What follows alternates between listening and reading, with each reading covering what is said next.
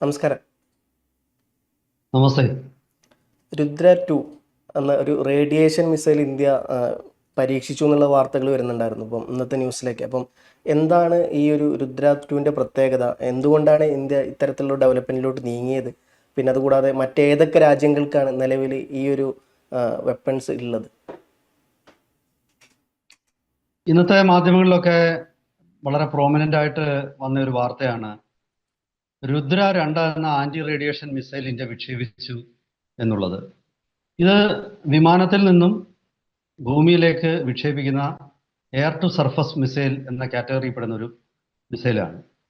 ഈ രുദ്ര 2 മുഖ്യമായിട്ട് ഉപയോഗിക്കുന്നത് suppression of enemy air defence, seed എന്ന് പറയും. അങ്ങനെ സീഡ് ഓപ്പറേഷന്, അതായത് ഒരു യുദ്ധം തുടങ്ങുമ്പോൾ, ഇപ്പൊ പഴയ കാലം പോലൊന്നുമല്ല. പഴയ കാലത്ത് യുദ്ധം തുടങ്ങുമ്പോൾ ആദ്യം കരസേന ആണ് യുദ്ധവുമായിട്ട് മുന്നോട്ട് പോകുന്നത്. പിന്നീടാണ് വ്യോമസേന കരസേനയ്ക്ക് സപ്പോർട്ട് കൊടുക്കുകയാണ് ചെയ്യുന്നത്. ആദ്യം ഹെലികോപ്റ്റർ വരും, പിന്നാണ് വ്യോമസേനയൊക്കെ വരുന്നത്. അത് ഈ ഇന്ത്യ പാകിസ്ഥാൻ മുൻ യുദ്ധങ്ങളും അല്ലെ ഇന്ത്യ ചൈന യുദ്ധമൊക്കെ കണ്ട അതിനെക്കുറിച്ച് നമ്മൾ വായിച്ചാൽ നമുക്കറിയാം. കരസേനയാണ് എപ്പോഴും യുദ്ധം, അതിർത്തിയിൽ നിന്ന് വെടിവെപ്പും, ടാങ്കുകള്, പീരങ്കികള്. പക്ഷേ ഇപ്പോഴങ്ങനല്ല. ഇപ്പോൾ മിസൈലുകളും അതുപോലെ സ്റ്റാൻഡ് ഓഫ് വെപ്പൺസുമാണ് യുദ്ധത്തിന്റെ തുടക്കം തന്നെ. ആ സ്റ്റാൻഡ് ഓഫ് വെപ്പൺ എന്ന് പറയുന്ന വെപ്പണിന്റെ, അതായത് ദൂരെ നിന്ന് ശത്രുവിന്റെ എയർ സ്പേസിലേക്ക് കടക്കാതെ തന്നെ വെളിയിൽ നിന്നുകൊണ്ട് പ്രയോഗിക്കാൻ പറ്റുന്ന ആയുധമാണ് ഈ സ്റ്റാൻഡ് ഓഫ് വെപ്പൺ. അത്തരം ആയുധങ്ങളുടെ കൂട്ടത്തിൽ സീഡ് എന്ന് പറയുന്ന operation, suppression of enemy air defences, അതിനാ SEAD, ആ ദൗത്യത്തിന് വേണ്ടി ഉപയോഗിക്കുന്ന ഒരു മിസൈലാണ് anti radiation missile. Anti radiation എന്ന് പറയുന്നത് എന്തുകൊണ്ടാണ്? ഈ റഡാറുകൾ, അതുപോലെ തന്നെ മറ്റു രീതിയിലുള്ള സെൻസറുകൾ, അതുപോലെ കമ്മ്യൂണിക്കേഷൻ സിസ്റ്റം, ഇതൊക്കെ റേഡിയേഷൻ പുറപ്പെടുവിക്കും. ഈ റേഡിയേഷൻ വളരെ ദൂരത്ത് നിന്നും മനസ്സിലാക്കിക്കൊണ്ട് അതിൻ്റെ ഉത്ഭവസ്ഥാനത്തെ ആക്രമിച്ച് നശിപ്പിക്കുന്ന മിസൈൽ ആയതുകൊണ്ടാണ് ഈ ആന്റി റേഡിയേഷൻ മിസൈൽ എന്ന് പറയുന്നത്.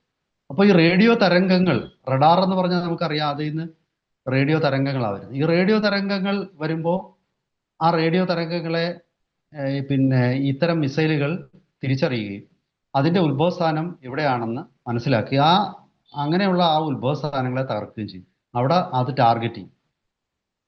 ഇത് ഇപ്പോൾ നമ്മുടെ ഇപ്പോൾ ഇത് SU-30 MKI-യിൽ നിന്നും അതുപോലെ തന്നെ മിറാഷിൽ നിന്നും ഒക്കെ തന്നെ ഇത് പ്രയോഗിക്കാം. ഇത് അത്ര വലിയ ഭാരമുള്ള ഒരു മിസൈലല്ല. എനിക്ക് തോന്നുന്നത് ഈ ഇപ്പോഴത്തെ ഈ രുദ്രം 2 ഏതാണ്ട് 400-500 കിലോ ദൂര ഭാരമുള്ള ഒരു മിസൈലായിരിക്കും. ഇനി വരാനിരിക്കും ഇതിന്റെ ആദ്യത്തെ വെർഷൻ എന്ന് പറയുന്നത് രുദ്രം 1 ആണ്. രുദ്രം 1 അതിന്റെ റേഞ്ച് ഒരു 200 കിലോമീറ്റർ വരെയാണ് പരമാവധി റേഞ്ച്. രുദ്രം 2 എന്ന് ഇന്നലെ അല്ല, അത് രുദ്രം 2 യഥാർത്ഥത്തിൽ 2 കൊല്ലമായിട്ട് നമ്മൾ മൂന്നാമത്തെ പരീക്ഷണമാണിത്. ഈ മൂന്ന് പരീക്ഷണങ്ങളും വിജയമാണ്. ഇന്നലെ നടന്നത് ചന്ദിപ്പൂർ എന്ന് പറയുന്ന ഒഡീഷയിലെ ടെസ്റ്റിംഗ് സൈറ്റിൽ നിന്നാണ് ഈ മിസൈലിന്റെ പരീക്ഷണം നടത്തുന്നത്. അത് വളരെ വിജയകരമായിരുന്നു. ഇതിന്റെ റേഞ്ച് ഏതാണ്ട് 300 തൊട്ട് 350 കിലോമീറ്റർ വരെയാണ് ഇതിന്റെ റേഞ്ച്. ഇപ്പൊ ഇത് നല്ലൊരു സ്റ്റാൻഡ് ഓഫ് വെപ്പണാണ്. 150-200 കിലോമീറ്റർ അത്ര ഒരു വലിയ സംഭവമല്ല. കാരണം ആ 200 കിലോമീറ്ററിലൊക്കെ ഒരു വിമാനം ഒരു രാജ്യത്തിന്റെ അടുത്തേക്ക് എത്തിയാൽ അത് 150 കിലോമീറ്റർ ഒക്കെ മിക്കവാറും തകർക്കപ്പെടും. 100-110 ആണെങ്കിൽ 80 തൊട്ട് 100 കിലോമീറ്റർ വരെയൊക്കെ നോ എസ്കേപ്പ് സോണുള്ള എയർ ടു എയർ മിസൈലുകൾ ധാരാളമുണ്ട്. അപ്പോൾ ഇത്തരം 300 കിലോമീറ്റർ ഒക്കെ ദൂരപരിധിയിൽ നിന്നും 300 കിലോമീറ്റർ അകലെയുള്ള ഒരു വിമാനത്തിൽ നിന്നും ഒരു മിസൈൽ പ്രയോഗിക്കുകയാണെങ്കിൽ ആ വിമാനത്തിനെ അങ്ങനെ ടാർഗറ്റ് ചെയ്യാൻ പറ്റത്തില്ല. പല എയർ ടു എയർ മിസൈലുകളുടെയും വ്യോമ പരിധിക്ക് അപ്പുറത്തായിരിക്കും മിസൈൽ. അപ്പോൾ തീർച്ചയായിട്ടും ഇതൊരു വലിയ നേട്ടമാണെന്ന് ഞാൻ പറയും. ഇത്തരം ഒരു മിസൈല് ഒരുപക്ഷെ നമ്മുടെ പഞ്ചാബിന്റെ ഏതെങ്കിലും ഇങ്ങനെ ഡൽഹിയോട് ചേർന്ന് നടക്കുന്ന ഹരിയാനയുടെ ഭാഗത്തു നിന്നോ ഒക്കെ ആയിരിക്കും ഇന്ത്യയുടെ ഒരു വിമാനം പാകിസ്ഥാന് നേരെ തൊടുത്തുവിടുന്നത്. അങ്ങനെയുള്ള ഒരു air to land missile, air to surface missile വരുമ്പോൾ സ്വാഭാവികമായിട്ടും ഈ വിമാനത്തെ ഒന്നും ചെയ്യാൻ പറ്റത്തില്ല. ഇത് വളരെ കൃത്യമായിട്ട് ലക്ഷ്യസ്ഥാനത്ത് വരികയും ചെയ്യും. ഇതിൻ്റെ ഒരു പ്രത്യേകത എന്ന് പറയുന്നത് ഇത്തരം മിസൈലുകൾക്കൊക്കെ സൂപ്പർസോണിക്കോ അല്ലെങ്കിൽ ഹൈപ്പർസോണിക്കോ വേഗതയുണ്ടെന്നാണ്. ഇപ്പം നമ്മൾ ഇന്നലെ പരീക്ഷണം നടത്തിയ രുദ്രം 2 ഒരു മേൽക്കൈ എന്ന് പറയുന്നത് അതിന് മാക് 5.5 എന്ന വേഗത ടെർമിനൽ ഫേസിൽ അച്ചീവ് ചെയ്യാൻ പറ്റും. അതായത് ലക്ഷ്യസ്ഥാനത്തോട് അടുക്കുമ്പം അത് ബ്രഹ്മോസിനേക്കാളും ഒക്കെ വലിയ വേഗത്തിലായിരിക്കും പോകുന്നത്. ഹൈപ്പർസോണിക് വേഗം ഓൾമോസ്റ്റ് അച്ചീവ് ചെയ്യും. മാക് 6 ആണ് പ്രോപ്പർ. ഒരു മാക് 5 മുകളിൽ പോയാൽ ഹൈപ്പർസോണിക് ആണ്, പക്ഷേ എങ്കിലും പ്രോപ്പർ ഹൈപ്പർസോണിക് എന്ന് പറയണമെങ്കിൽ മാക് 6ഓ അതിന് മുകളിലോ പോകണം. ഏതാണ്ട് അതേ വേഗതയിലെത്തും. അതായത് ശത്രുവിൻ്റെ റഡാർ സൈറ്റുകളിലൊക്കെ തന്നെ ഇന്റർസെപ്റ്റർ മിസൈലുകൾ കാണും, പക്ഷെ ആ സൈറ്റിലുള്ള ഇന്റർസെപ്റ്റർ മിസൈലിന് പോലും തടുക്കാൻ പറ്റാത്ത വേഗതയും അതുപോലെ മനൂവറബിളുമായിട്ടുള്ള ഒരു മിസൈലാണിത്. ഇത് ഒരു 90% ലക്ഷ്യസ്ഥാനത്തെ തകർത്തിരിക്കും. അത്രയധികം വിജയസാധ്യതയുള്ള ഒരു മിസൈലാണ് 90-95%. അപ്പോൾ ഫിക്സ്ഡ് ആയിട്ടുള്ള റഡാറുകൾക്ക് ഇനി ഇതിന്റെ മുന്നിൽ പിടിച്ചു നിൽക്കാൻ പറ്റില്ല. ഇപ്പോഴത്തെ ഇതിനെ മറികടക്കാൻ വേണ്ടിയിട്ട് ഇപ്പോൾ പല രാജ്യങ്ങളും ചെയ്യുന്നത് റഡാറുകളൊന്നും ഫിക്സ്ഡ് ആയിരിക്കത്തില്ല, അതിങ്ങനെ നീങ്ങിക്കൊണ്ടിരിക്കും. ഒരു പ്രത്യേക ലൊക്കേഷനിൽ അത് പിന്നെ നിർത്തിയാൽ സ്വാഭാവികമായിട്ടും ആന്റി റേഡിയേഷൻ മിസൈലുകൾ വന്ന് അതിനെ തകർക്കും. അതുകൊണ്ട് അതിൻ്റെ ലൊക്കേഷൻ മാറിക്കൊണ്ടിരിക്കും. പക്ഷേ ഞാനീ പറഞ്ഞ ഈ രുദ്രമൊക്കെ നമ്മൾ ഉപയോഗിക്കാൻ പോകുന്നത് യുദ്ധം തുടങ്ങുമ്പോൾ തന്നെയാണ്. യുദ്ധത്തിൻ്റെ തുടക്കത്തിൽ തന്നെ ഇത്തരം മിസൈൽ ഉപയോഗിച്ച് ശത്രുവിൻ്റെ റഡാർ സംവിധാനങ്ങളെയും കമ്മ്യൂണിക്കേഷൻ സംവിധാനത്തെയും അതുപോലെ സെൻസർ നെറ്റ്വർക്കുകളെയും ഒക്കെ ആക്രമിക്കും. അങ്ങനെ വരുമ്പം കമാൻഡ് ആൻഡ് കൺട്രോൾ സിസ്റ്റത്തിന് പ്രവർത്തിക്കാൻ പറ്റാതാകും. ഈ കമാൻഡ് ആൻഡ് കൺട്രോൾ സിസ്റ്റം ഇല്ലാതായി കഴിയുമ്പോൾ, റഡാറുകൾ ഇല്ലാതായി കഴിയുമ്പോൾ നമ്മുടെ വിമാനങ്ങൾക്ക് അതിർത്തിയിലേക്ക് ധൈര്യമായിട്ട് നീങ്ങാൻ പറ്റും. കാരണം ഈ റഡാറുകളുടെ ഇന്നത്തെ യുദ്ധം എന്ന് പറയുന്നത് എല്ലാം നെറ്റ്വർക്ക് സെൻട്രിക് യുദ്ധമാണ്. അത് നെറ്റ്വർക്കുകളിലൂടെയാണ് യുദ്ധം നടക്കുന്നത്. അതായത് ഏറ്റവും ആധുനിക ടെക്നോളജി ആണ് നമുക്ക് ആവശ്യം.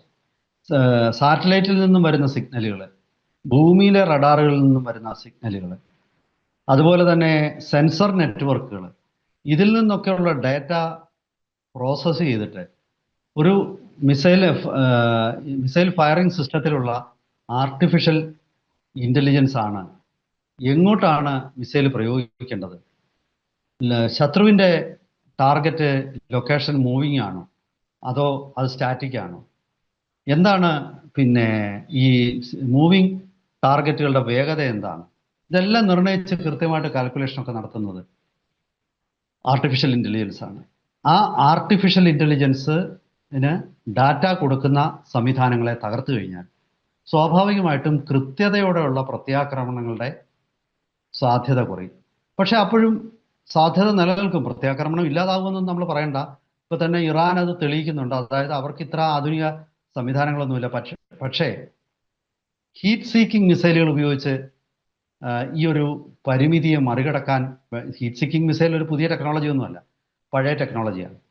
പക്ഷേ ഇനി വരാൻ പോകുന്ന പ്രശ്നം എന്ന് പറഞ്ഞാൽ ഈ ഒരു അമേരിക്ക ഇറാൻ യുദ്ധത്തിൽ ഹീറ്റ് സീക്കിംഗ് മിസൈലുകളുടെ പ്രസക്തി വീണ്ടും ലോകം തിരിച്ചറിഞ്ഞു. അപ്പോൾ ഇനി പരമാവധി ചൂട് പുറപ്പെടുവിക്കാത്ത രീതിയിലുള്ള സംവിധാനങ്ങളോടായിരിക്കും വിമാനങ്ങളും ഹെലികോപ്റ്ററുകളും മിസൈലുകളും ഒക്കെ ഇനി വരാൻ പോകുന്നത്.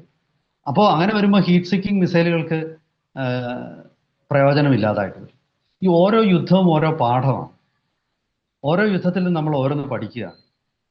ശരിക്കും പറഞ്ഞാൽ ഇപ്പോൾ ഉദാഹരണം ഞാൻ പറയുകയാണ്, ഈ ബാലാക്കോട്ട് ആക്രമണം നടക്കുന്ന സമയം വരെ ഇന്ത്യ എയർ ടു എയർ മിസൈലുകളുടെ കാര്യത്തിൽ വലിയ ശ്രദ്ധ കൊടുത്തിരുന്നില്ല. നമ്മുടെ കയ്യിൽ വശം ഉണ്ടായിരുന്നത് റഷ്യൻ നിർമ്മിതമായ R-77 എന്ന് പറയുന്ന എയർ ടു എയർ മിസൈലുകളാണ്. ഞാനീ പറയുന്ന 2018 വരെ, ഈ അടുത്ത കാലം വരെ ആ R-77 മിസൈലുകൾക്ക് അതിൻ്റെ റേഞ്ച് എന്ന് പറയുന്നത് പരമാവധി റേഞ്ച് 75-80 കിലോമീറ്ററാണ്. അതേസമയം പാകിസ്ഥാന്റെ കൈവശം വന്ന അമേരിക്കയുടെ ആംറാം മിസൈലുകൾ ഉണ്ടായിരുന്നു. അതിൻ്റെ പരമാവധി റേഞ്ച് 110 കിലോമീറ്ററാണ്. അപ്പോൾ പാകിസ്ഥാൻ വ്യക്തമായ മേൽക്കൈ ഉണ്ടായിരുന്നു ബാലാക്കോട്ട് ആക്രമണ സമയത്ത് ഇന്ത്യയുടെ വ്യോമസേനയ്ക്ക് മേലെ. അങ്ങനെയാണ് നമ്മുടെ MiG-21 ഒക്കെ തകർന്നു പോയത്.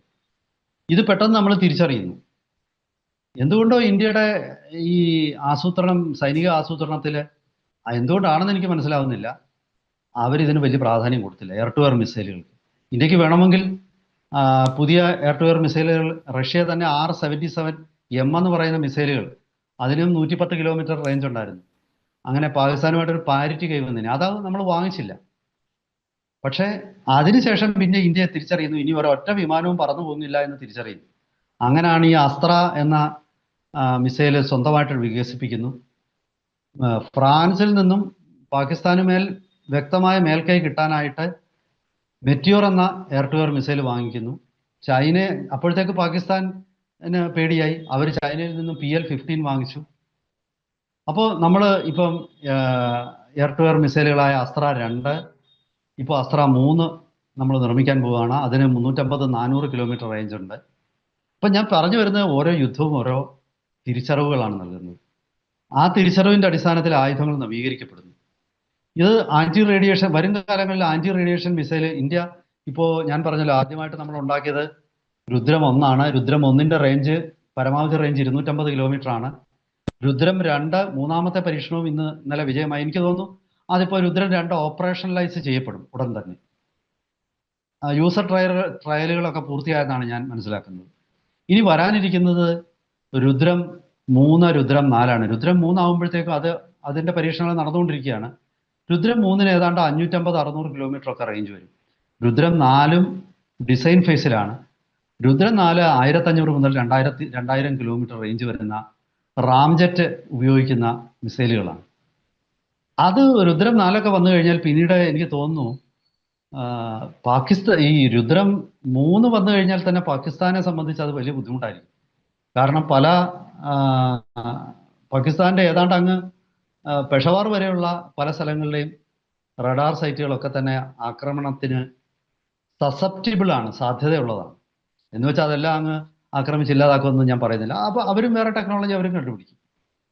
അവരല്ല, ചൈനയും US അവർക്ക് സപ്ലൈ ചെയ്യും.